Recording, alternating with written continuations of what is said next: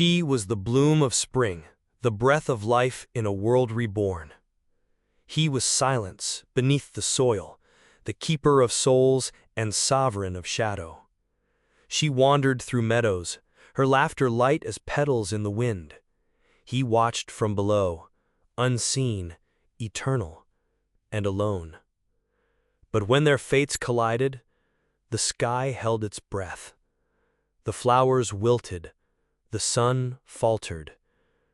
What began as an abduction became the most haunting love story ever whispered by the gods. This is the tale of Hades and Persephone, a love that bloomed in the dark and bound life to death forever.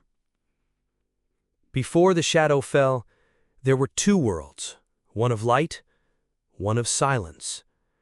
In the upper world, where the seasons danced and the winds carried the scent of blossoms, Persephone was born.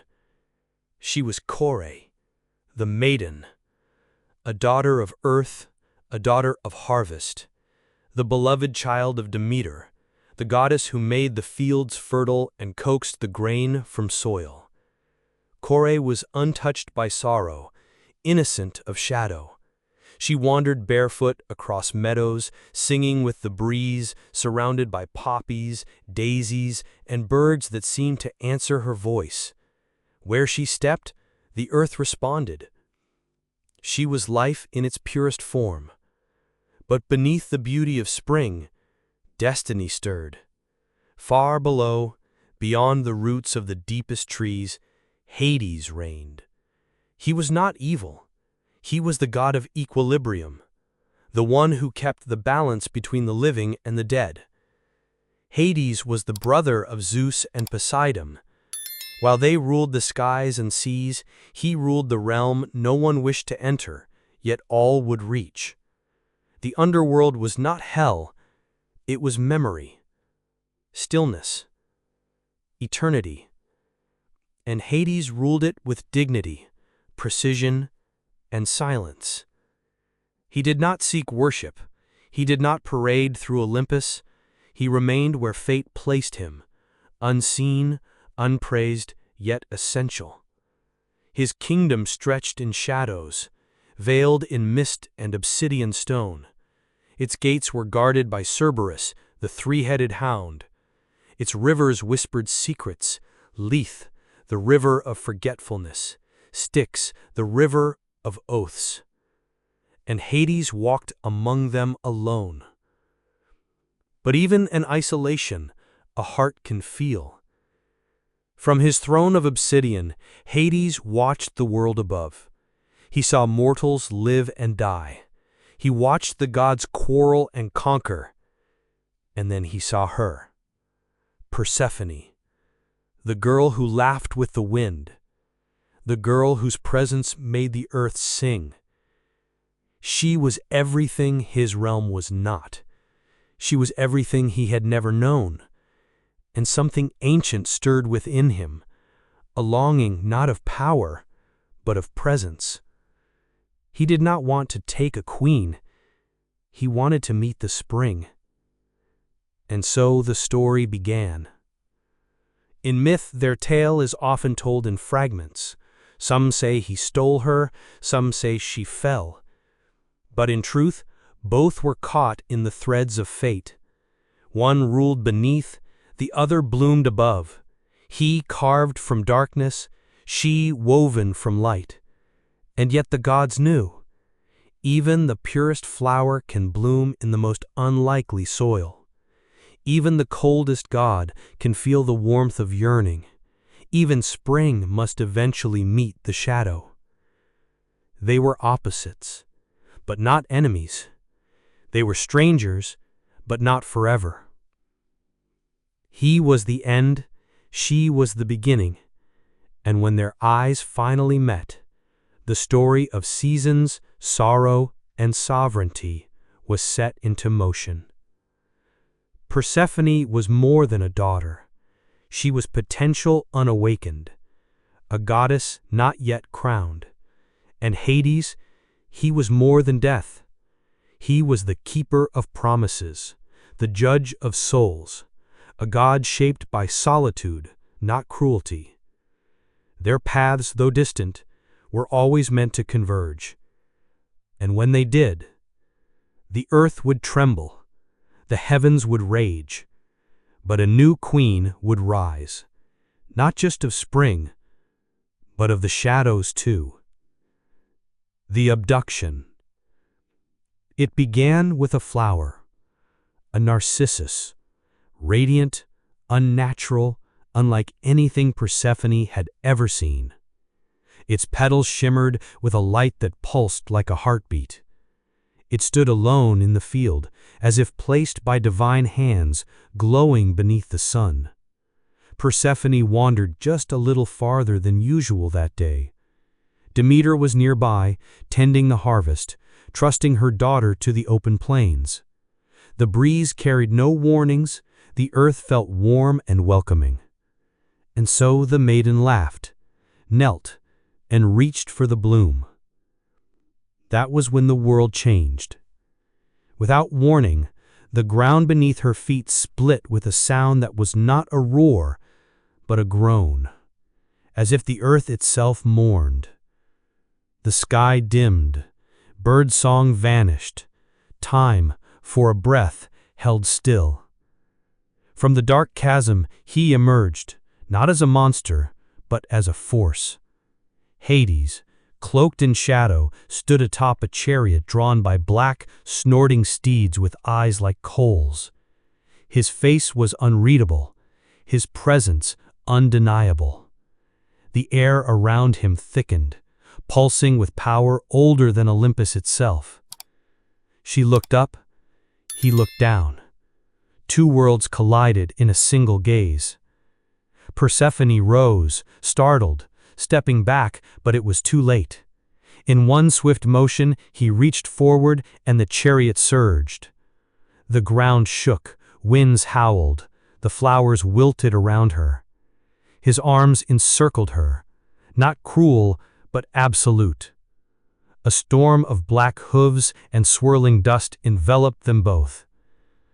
And then, as quickly as it had opened, the earth sealed shut. No trace remained, no sound echoed, only the petals of the narcissus remained in the grass. Above, Demeter turned. Her heart skipped, though she knew not why. She called her daughter's name once, twice, but silence answered. And silence has a weight, a scent, a shadow. She searched the fields. No footprint, no broken stem, no scream, only stillness. No one saw her vanish, but the earth wept, the rivers slowed, the wind changed. Something sacred had been stolen from the surface, something irreplaceable. Below, in the underworld, the chariot thundered through cavernous gates. Persephone clung to herself, her eyes wide with fear, but she did not scream again. She only watched. What she saw was not fire and torment, but stone and stillness. A kingdom of endless twilight, columns carved from bone-white marble, gardens that glowed with ghostly blue, rivers that whispered ancient names. The souls of the dead watched as she passed, not with envy, but with awe. For never before had light entered so deep into shadow. And Hades, he said nothing. He did not gloat, he did not harm, he simply brought her home, his home. But she was not his, not yet. She stood in the hall of the dead, shaking like a leaf torn from its tree. She turned to run, but there was no path back, only walls, only silence. Above, Demeter's cries grew louder, the skies darkened, the rains refused to fall, the crops withered in her grief. Mortals began to starve, animals fled their grazing fields. The world, once vibrant, curled inward in sorrow.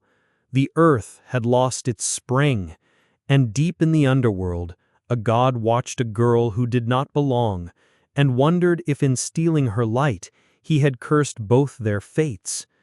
He had taken her, but would she ever stay? Demeter's grief. When Demeter called her name and no answer came, the world began to change. At first, it was just a whisper of unease, a breeze that felt colder, a stalk of grain that failed to rise. But a mother knows, deep in her bones, when her child has been taken. And Demeter, goddess of the harvest, guardian of green life, felt her womb ache with absence. Kore, she whispered. The name meant maiden, the one who laughs in the meadow, the one who always returns before sunset. But the sun sank, and Persephone did not come home. Demeter searched, through forests, over mountains, across the plains. She wandered as a mortal would, her divine robes tattered with dust, her golden hair tangled by the wind. She questioned nymphs, rivers and trees. She demanded answers from stars and animals, but no one had seen, no one had heard, no one would say. For the earth itself had been sworn to silence by Zeus, who knew, who allowed, who feared the wrath of both gods and mortals if the truth was spoken too soon. Demeter, once radiant, grew gaunt. Her eyes, once bright, now burned with anguish.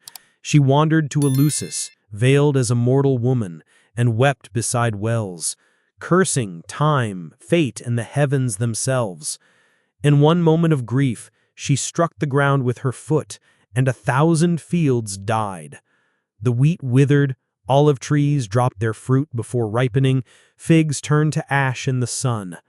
The rivers ran dry and the soil cracked. The world began to starve. What had once been a lush cradle of life became barren. The winds carried only dust. The clouds refused to weep. Animals collapsed. Children cried out in hunger. The gods high on Olympus watched with growing concern. Offerings ceased. Temples stood empty. Mortals no longer praised them. They only begged for relief.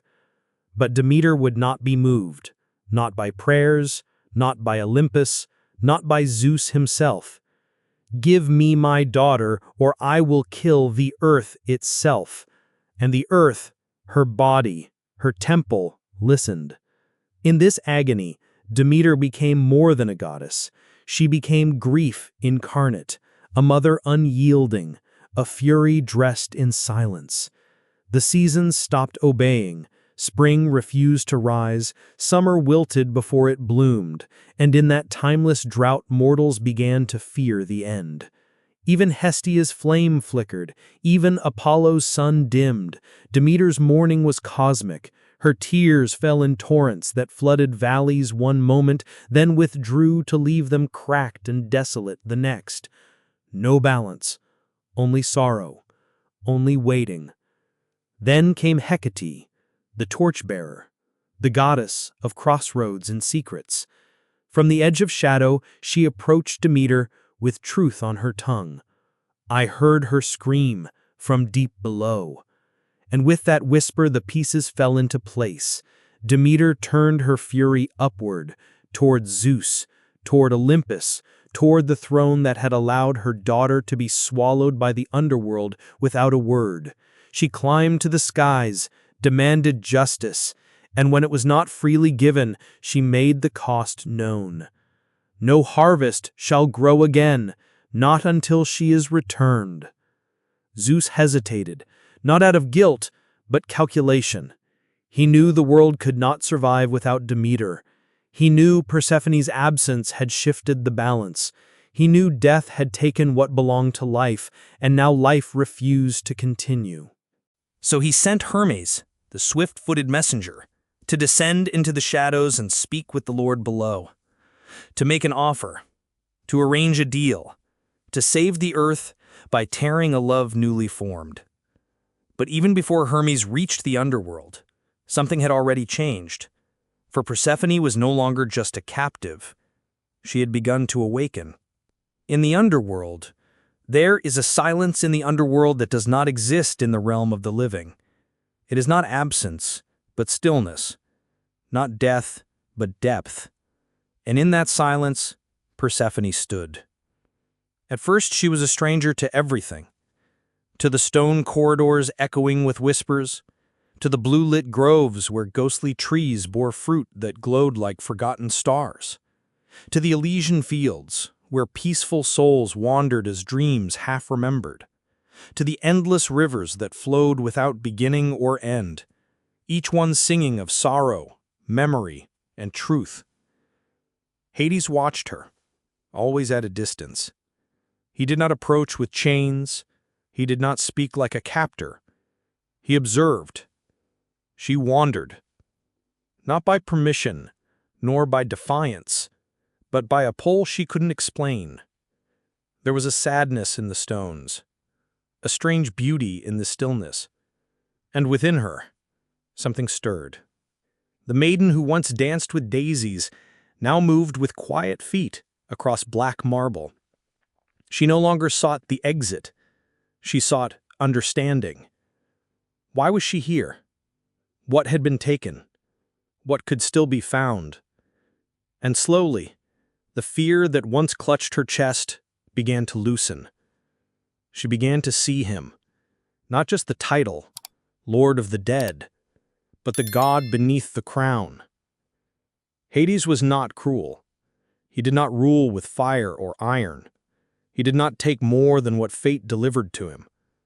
He guided souls. He judged them fairly. He built a kingdom where memory could rest. His presence was solemn, but not unkind. He spoke little, but when he did, his words carried the weight of eternity. He offered Persephone not power, not flattery, but space. And in that space, she began to unfold. She found a garden, not like those above, blooming wild under sun and rain, but a hidden grove of shadows and glowing roots, fed by the tears of the Lethe and lit by the pulse of underworld stones. It was untouched, untamed, waiting. And so Persephone touched the soil. She pressed her palm into the cool black earth, and where her fingers sank, something grew.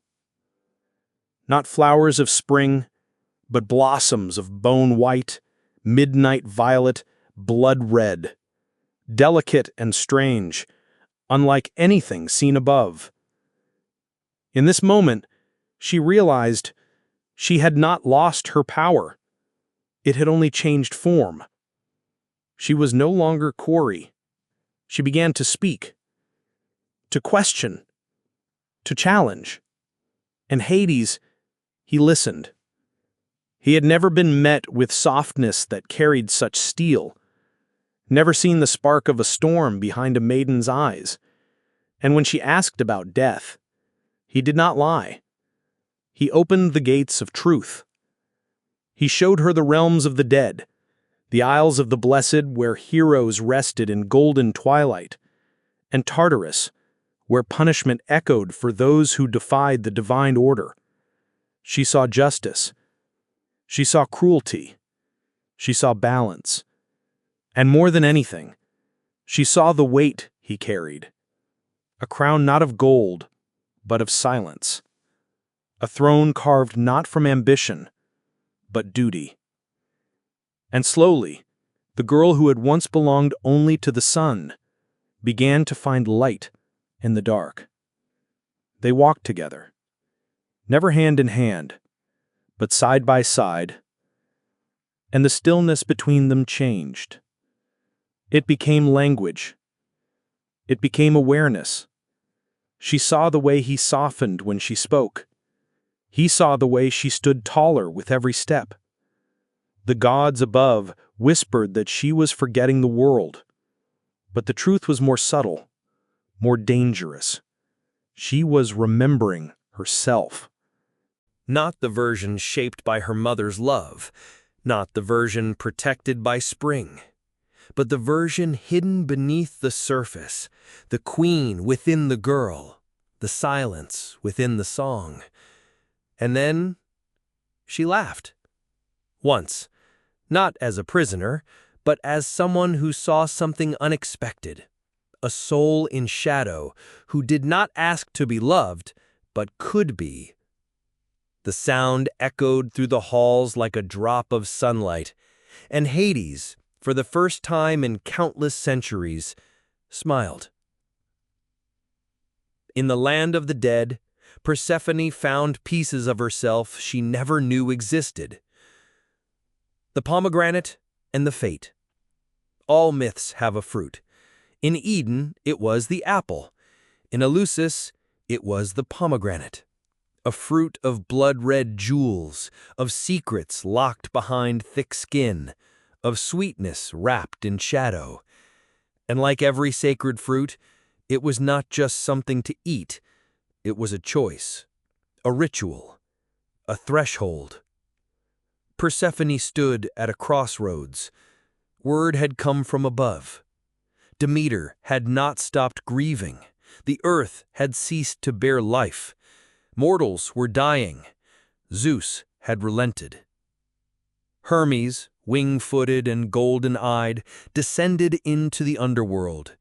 He found Persephone not trembling, not weeping, but seated calmly in a black stone garden. "Your mother calls for you," he said. "She demands your return." She stood, silent, her eyes not of spring, but of winter's edge. And Hades, watching from the shadows of the great hall, felt the ache of the inevitable rise in his chest. He would not stop her. He would not beg. Because true power does not chain, and true love does not demand. But even the gods know what leaves the underworld does not return unchanged. And so she was offered the fruit.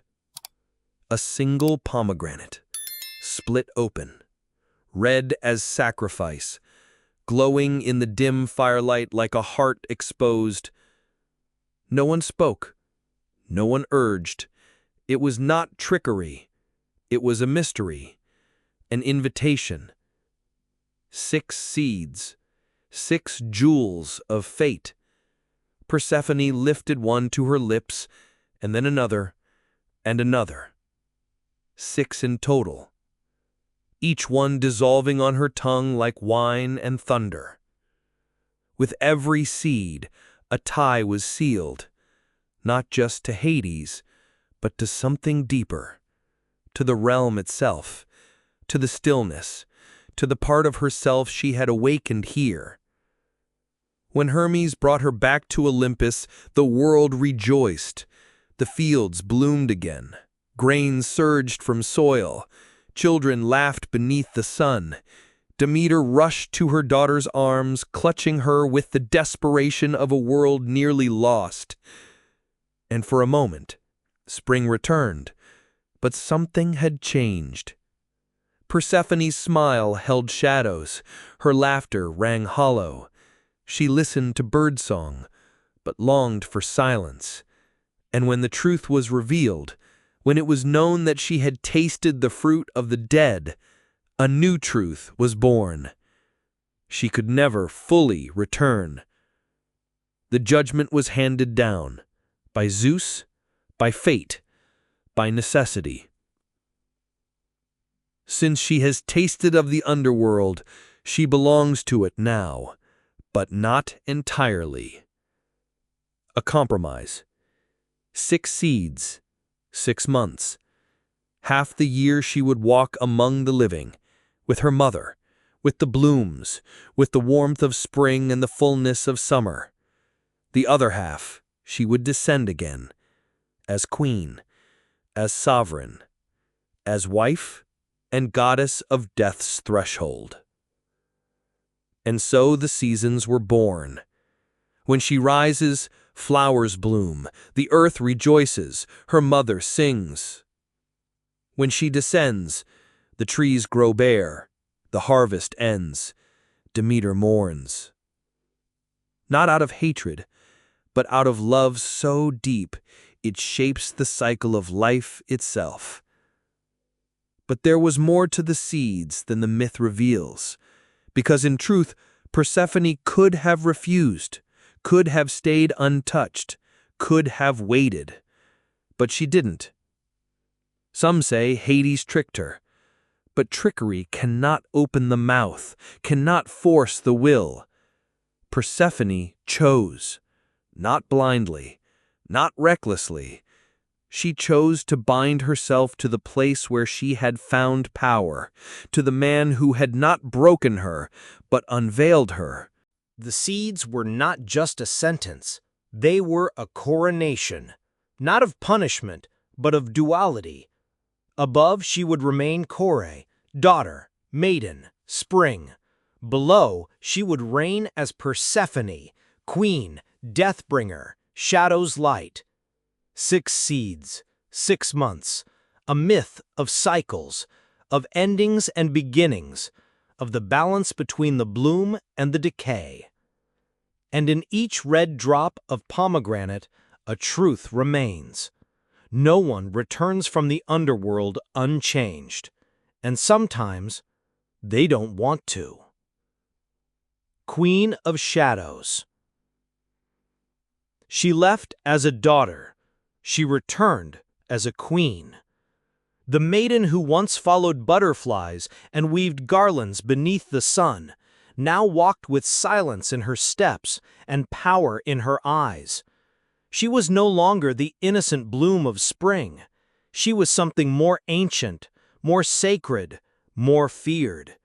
Persephone had awakened. When she emerged from the underworld for the first time since her descent, the world bloomed in shock. Birds filled the skies. The scent of jasmine and olive trees returned to the wind. Demeter ran to her, tears falling like rainfall on scorched soil. But Persephone did not weep. She embraced her mother, yes, but there was weight in her touch, gravity in her voice. She was softer than thunder, yet firmer than before.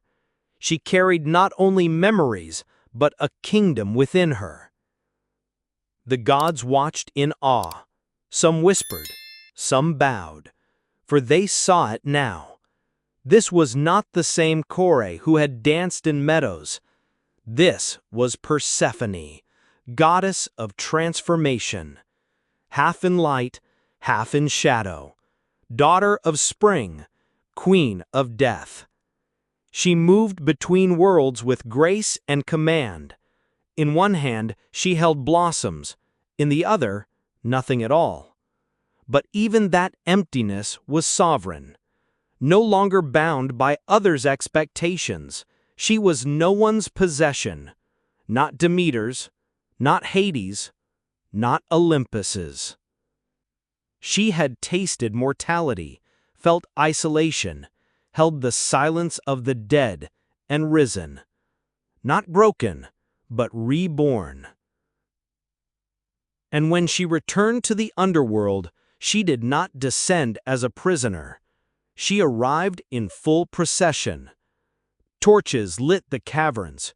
Spirits gathered in reverence. The Furies lowered their heads. Hades stood waiting, not as a captor, but as a consort. He offered her the throne beside his, not out of duty, but recognition. And when she sat upon it, the underworld shifted. The air thickened with new life, not the life of beating hearts, but the quiet life of things remembered, things honored, things sacred. A new reign had begun, not of terror, not of chains, but of balance. Where he judged the dead, she guided the forgotten. Where he ruled the structure, she shaped the soul.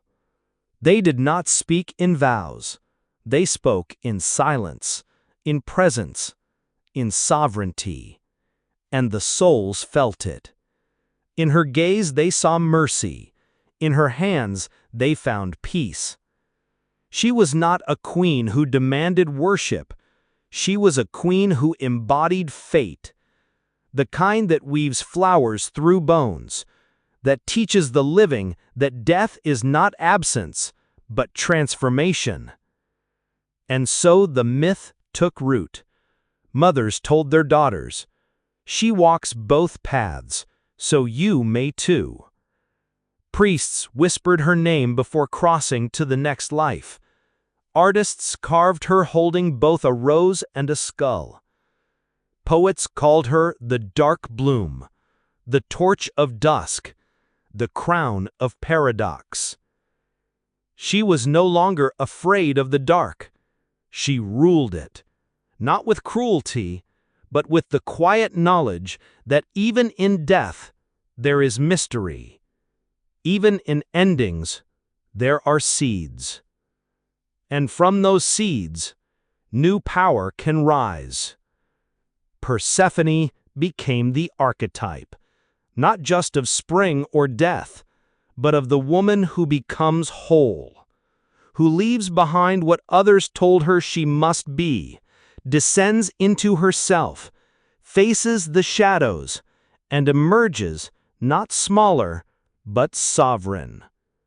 Not innocent, but awake.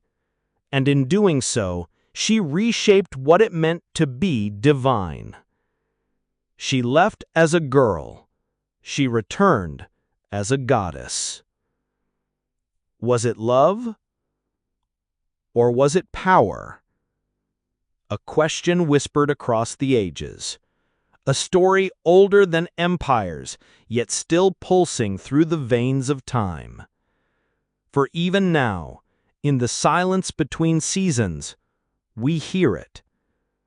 The ache of a mother, the longing of a god, the evolution of a girl into something terrifyingly divine. Persephone. No longer the innocent Kore, no longer just the daughter of spring. She walks between worlds, crowned not by roses, but by shadows. And yet, she chooses to return, again and again, to the place of her becoming. Did Hades steal her, or did she answer a call no one else could hear? In myths, truth wears 1,000 faces. Some say she was a victim. Others say she was reborn. But perhaps she was both. The earth still tells her story, with every withering leaf and every budding bloom. In the barren months, she is queen of the dead. In the time of light, she is life reborn.